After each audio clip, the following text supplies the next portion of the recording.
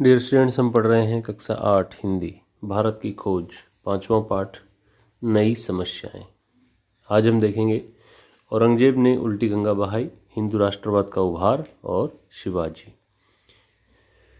औरंगजेब समय के विपरीत चलने वाला शासक था। अपनी सारी योग्यता और उत्साह के बावजूद उसने अपने पूर्वजों के द्वारा किए गए कामों पर पानी फेरने का प्रयास किया। क्यों? अगली पंक्ति में उसका उत्तर है, क्योंकि वह धर्मांध और कठोर नैतिकतावादी था। धर्मांध मतलब धर्म में अंधा, उसको अपने धर्म के अलावा और कुछ नजर नहीं आता था। दूसरे धर्मों पर उसने बहुत अत्याचार किए और कठोर नैतिकतावादी था। कई बार नैतिकताओं को किन्हीं मामलों में त्यागना पड़ सकता है, लेकिन उसने नैतिकता को बहुत ही कठोरता के साथ पालन किया। उसे कला या साहित्य से कोई प्रेम नहीं था।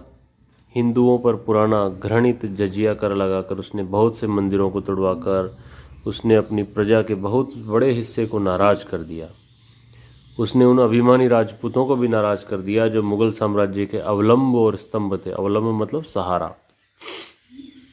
उत्तर में सिख उठ खड़े हुए। वे हिंदू और मुस्लिम विचारों का किसी हद तक समन्वय करने वाले शांति प्रिय समुदाय के प्रतिनिधि थे, जो दमन और अत्याचार के विरुद्ध एक सैनिक बिरादरी के रूप में संगठित हो गए। अर्थात उत्तर में सिखों ने औरंगजेब का विरोध किया, क्योंकि वो लोग शांतिपूर्वक अपने धर्म को मानते हुए रहना चाहते थे, लेकिन औरंगजेब ने सभी धर्मों पर अत्याचार किए, जजिया कर लगाया, और इसीलिए वो लोग एक सैनिक बिरादरी के रूप में औरंगजेब के खिलाफ खड़े हो गए। भारत के पश्चिमी समुद्र तट पर उसने प्राचीन राष्ट्रकूटों के वंशज लड़ाकू मराठों को क्रुद्ध कर दिया। ठीक ऐसे समय में जब उनके बीच एक अद्भुत सेना नायक उठ खड़ा हुआ था, और वो कौन था भाई? शिवाजी। मुगल साम्राज्य के दूर दूर तक फैले क्षेत्रों में उत्तेजना फैल गई, क्योंकि लोग औरंगजेब से बहुत नाराज हो गए और पुनर्जागरणवादी विचार पनपने लगे। अर्थात लोगों में जागरण की भावना आ गई, जागृति की भावना आ गई। लोग सावधान हो गए, जिसमें धर्म और राष्ट्रवाद का मेल था। अर्थात देश में हिंदू धर्म और राष्ट्रवाद की भावना बहुत ज़्यादा आ गई कि ये जो औरंगजेब है ये विदेशी है, ये हमारे धर्म पर अत्याचार कर रहा है। वह आधुनिक युग जैसा धर्मनिरपेक्ष ढंग का राष्ट्रवाद नहीं था, न ही इसकी व्याप्ति पूरे भारत में थी।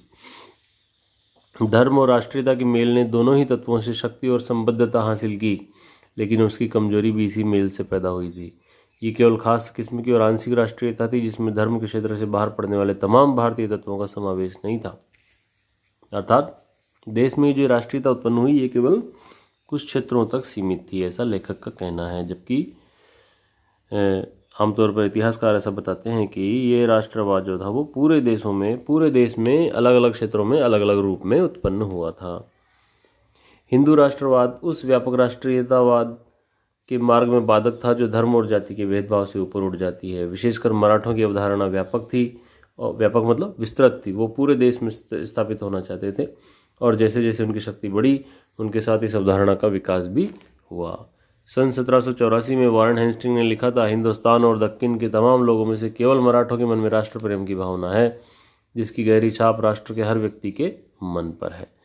मराठे अपनी राजनीतिक और सैनिक व्यवस्था और आदतों में उदार थे, और उनके भीतर लोकतांत्रिक भावना थी। ये सब बातें मराठों के बारे में कही गई है। इससे उन्हें शक्ति मिलती थी। शिवाजी औरंगजेब से लड़ा जरूर, पर उसने मुसलमानों को खुलकर नौकरियां दी। अर्थात शिवाजी मुसलमानों के खिलाफ नहीं था, बल्कि औरंगजेब जो कि अत्याचार कर रहा था उसके खिलाफ था। आगे बढ़ते हैं। मुगल साम्राज्य के खंडित होने का महत्वपूर्ण कारण आर्थिक ढांचे का चरमरा जाना था। अर्थात मुगल साम्राज्य जो खंडित हुआ, बिखर गया, उसका मुख्य कारण आर्थिक ढांचा, अर्थात उनके पास में पैसों की कमी थी। किसान बार बार विद्रोह करते थे। इनमें से कुछ आंदोलन बड़े पैमाने पर हुए। 1669 ईस्वी के बाद जाट किसान जो राजधानी से बहुत दूर नहीं थे, बार बार दिल्ली सरकार के खिलाफ खड़े होते रहे। गरीब लोगों का एक अन्य विद्रोह सतनामियों का था। उस समय जब साम्राज्य में फूट और बगावत फैली हुई थी, पश्चिमी भारत में नई मराठा शक्ति विकास कर रही थी और अपने को मजबूत कर रही थी। शिवाजी, जिनका जन्म 1627 ईस्वी में हुआ था, पहाड़ी इलाकों के सख्त जान लोगों के, सख्त जान मतलब जो एकदम बहुत ही मजबूत शरीर वाले होंगे, ऐसे लोगों के आदर्श छापामार नेता थे। छापामार प्रणाली एक युद्ध की प्रणाली है। उनके घुड़सवार दूर दूर तक छापे मारते थे। छापे मारना मतलब होता है अचानक से किसी पर हमला कर देना और उसको लूट लेना। उन्होंने सूरत को, जहां अंग्रेजों की कोठियां थी, लूटा और मुगल साम्राज्य को दूर तक फैले क्षेत्रों पर चौथ कर लगा दिया। चौथ कर जितना उत्पादन होगा उसका 1/4 1/4 हिस्सा, चौथाई हिस्सा टैक्स के रूप में लेना, कर के रूप में लेना। उन्होंने मराठों को एक शक्तिशाली संगठित फौजी दल के रूप दिया, उन्हें राष्ट्रीयतावादी पृष्ठभूमि प्रदान की और दुर्जय शक्ति का रूप दिया। दुर्जय मतलब जिसको कोई और हरा न सके। 1680 ईस्वी में इनकी मृत्यु हो गई, लेकिन मराठा शक्ति तब तक बढ़ती गई जब तक भारत पर उसका प्रभुत्व नहीं हो गया। तो ये था औरंगजेब के द्वारा भारत पर किया गया अत्याचार और उसके परिणाम स्वरूप मराठों आदि के द्वारा देश में राष्ट्रीयता की भावना जागृत होना। इससे आगे हम लोग अगली क्लास में पढ़ेंगे। Thank you.